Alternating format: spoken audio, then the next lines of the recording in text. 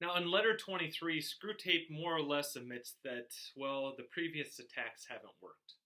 And this is unfortunate to Screwtape because now Wormwood finds himself in a situation where the patient that he is expected to, well, misguide is kind of securely in, well, a Christian camp. And that takes away a lot of the arsenal, a lot of the attacks that the demons like to level at us.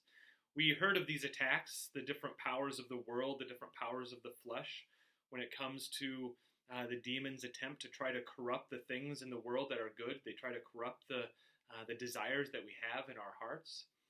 But there's still, says Screwtape, something more that they have to go after this patient. It's a third power, he calls it. And here it's the very corruption of religion itself. Of course, the demons would rather us to have nothing to do with religion at all, nothing to do with spirituality, nothing to do with prayer, nothing to do with God. But if they can't get us to avoid it, then what they'll try to do is, well, corrupt the very, well, essence of what it's meant to be. And he starts by talking about this cross-section between religion or belief or theology and politics, or the organization of, well, human beings getting along with one another. And the reason why this is an important cross-section, these two worlds, is because, in a sense, our religion, what we believe, is meant to be shown in what we do. You know, our religion, our faith, is meant to pour itself out of our hearts into acts of love, into actually building up, well, the community, building up others, serving them, loving them, right? And so theology is meant to, in a sense, impact politics. That's where it's meant to go. It's meant to be lived out in action. And yet, what Screwtape and what the demons want to do is they want to, well, cage theology and keep it, well, in the realm of ideas. But then also to cage politics and shield it from really actually being affected by what, in truth, religion would have it do. And so it wants to keep these two worlds apart. Now, the way that they do that, or one of the ways that they do this is, well, through this idea that is brought up about the historical Jesus. This idea that very early on, the followers of Jesus, well, they started to depart from the actual message of what Jesus gave them. So this is just an idea. It's a lie. It's not true. But yet this lie would say, or would have people believe, that whatever Jesus actually said, what he actually did, was kind of lost in all this other stuff that his followers added to what it was that he wanted them to do. It's this idea that, in some sense, in order to have true religion, you have to go back to what Jesus, well, actually did, because hearing what Jesus did from a priest or from the church or from a representative of religion is in some way tainted with all of those many years of miscalculations and miscommunications that have occurred. And so what a priest now preaches today, in a sense, might be different than what Jesus actually said. Now that's not true. As Catholics, we believe that the Holy Spirit is certainly there for the church in every age, whether it was the time of the apostles to today, preserving and protecting the doctrine, the dogma, the deposit of faith that has been given to us by Christ, so that what we hear preached today, what we experience in the church and in her sacraments, we actually experience what Jesus himself gave. That's what we believe. And that's what, well, truly is the case. And yet the demons want us to believe in something different. They want us to be suspicious of everything about, well, the church, everything about theology, and therefore disassociate all of that from what Jesus, well, might have actually said. That's this historical Jesus, this Jesus without the church, without everything that happened after him. It was the one that actually lived back in the day, in some way preserved from any sort of thought about him that came afterwards. Now, what this does for the demons is it makes it, it gives them an advantage. Because if they delude us into thinking that we need to get back to this historical Jesus, then what they've really done is they've made us chase after this, figment of our imagination.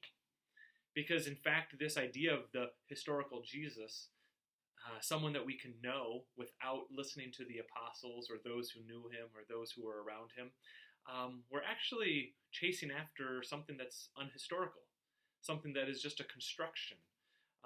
It's a grouping of different emphases of what we want him to say, and it's us ignoring things that he might have said, but we would rather him not say. So we just say, "Oh, that must be added later," and I'm just going to focus on this. The idea of the historical Jesus also lends itself to just, in a sense, being a theory. That he is just a teacher of something. That Jesus is just someone who lived a long time ago, who taught something, and in order for us to, know about Jesus, we just have to know his teaching. We don't actually have to get to know him, You just have to read a book about Jesus. You don't actually have to go to church. But see, that's not true either. Jesus isn't just a teacher. He is our God, one to, be known personally and to have a relationship with, which means you do have to go to church. You can't just read a book. This idea of historical Jesus also kind of takes away any sort of need for us to, actually have devotion, The idea of a historical Jesus is an idea of a Jesus who, is respectable, someone who is to be respected. But that's not what Jesus came for. He didn't come just to be respected. We might have people who say, I'm not Christian, but, I respect Jesus. But it's like you can't have that position. Because Jesus didn't ask anyone just to respect him. He asked people to worship him, to be one with him, to eat and drink his flesh and his blood. That's what he asked us to do. And if you don't do that, if you don't give yourself fully to him, if you don't worship him, in a sense, you're not respecting him because you're actually not listening to him. And so obviously Jesus did come to ask for our devotion.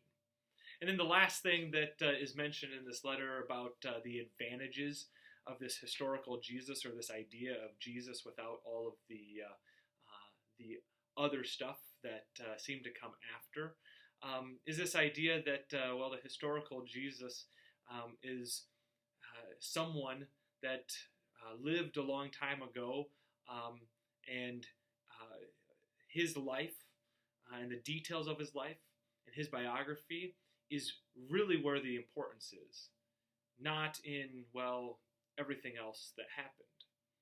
But yet this isn't true. And we know this isn't true because even the Gospels don't give us the biography of Jesus. He never left us an autobiography. He doesn't give us a diary of what he did.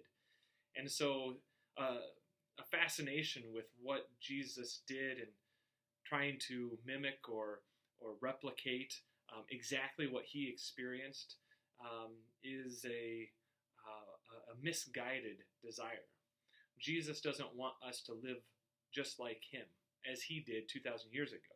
He wants us to live his life in us today, right? As he calls us to. So those are the ways in which, Screwtape is explaining to Wormwood that this idea of a historical Jesus might be useful in this cross-section of theology and politics, of trying to dissuade this patient to care a little bit less about allowing his religion to actually impact what he does, to, mismanage his faith, so that he actually doesn't get to experience the full fruits of it. But obviously, we are called to allow those full fruits to grow and to show forth in all that we do. So may we do that today.